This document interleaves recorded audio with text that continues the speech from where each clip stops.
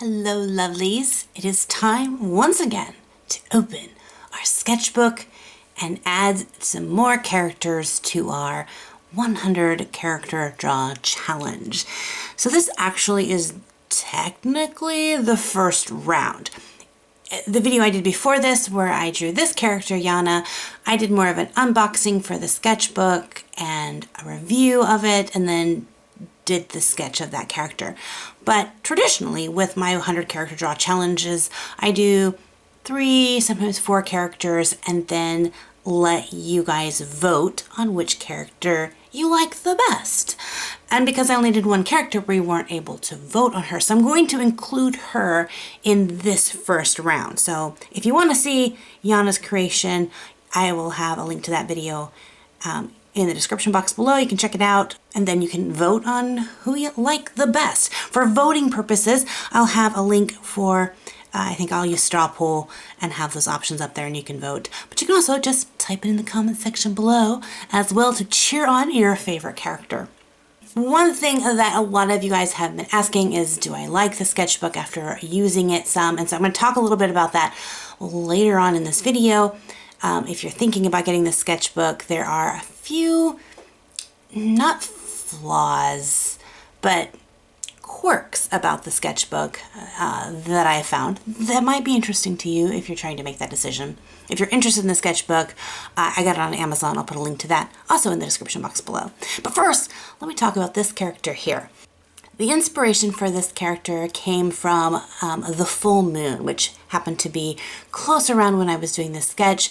The moon was so bright one night that the birds outside my window at like 2 in the morning were singing because they thought it was super morning, I guess. I was like, you guys are crazy. Anyway, so I drew this character.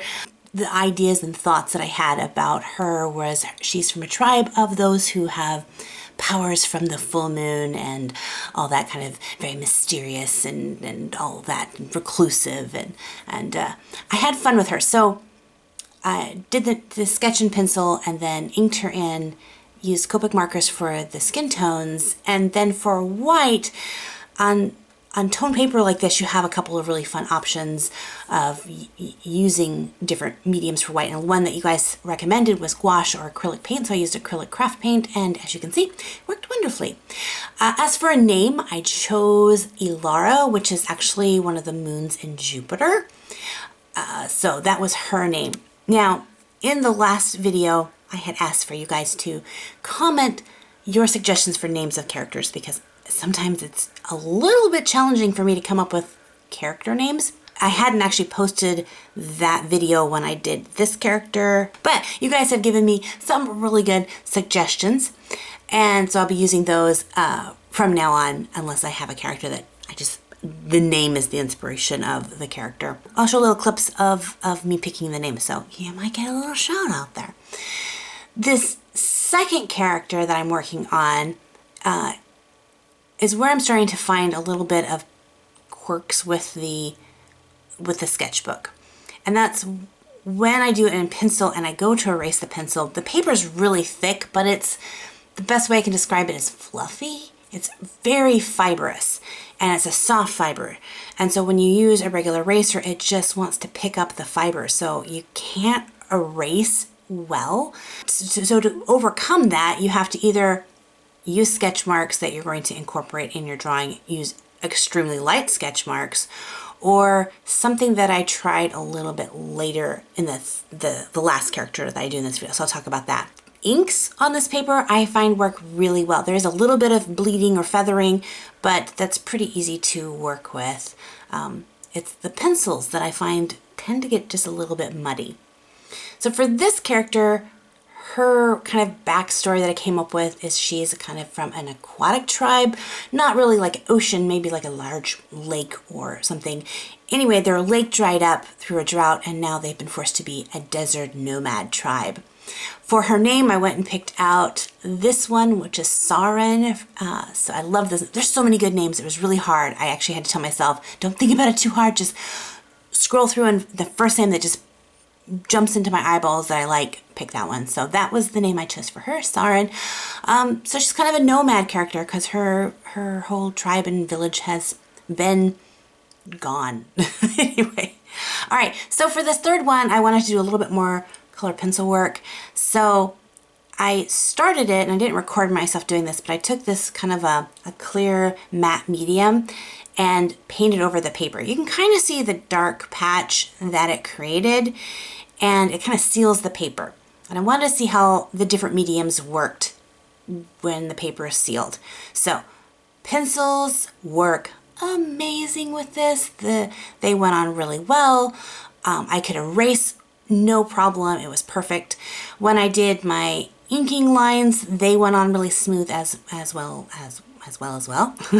Too many as wells. The only issue that I had was then applying Copic markers, which they worked, but they worked differently. So usually when I put Copic markers or alcohol inks on paper, the paper absorbs it and it allows it to, you can gradient really well. But because I sealed the paper, it couldn't absorb into the paper, so the ink just kind of sat on top, which worked, but you have to now let it dry before you touch it because you get some smudging on afterwards, and it's a little bit clumpy looking. I don't know if you can see. It just doesn't set well. Not my favorite, but workable. If you're planning to work more with color pencils, I would recommend doing the matte medium down below because the color pencils just worked amazing. So I think maybe the next thing I will try is not putting the matte medium down, doing the sketch, putting my Copic markers on, and then putting the matte medium on top of the Copic marker, and then trying color pencils, see how that works. There's pros and cons with this sketchbook, things I like about it, things that you have to kind of work around. But for the look of it, the aestheticness, I love it. It's one of my favorite sketchbooks, I think.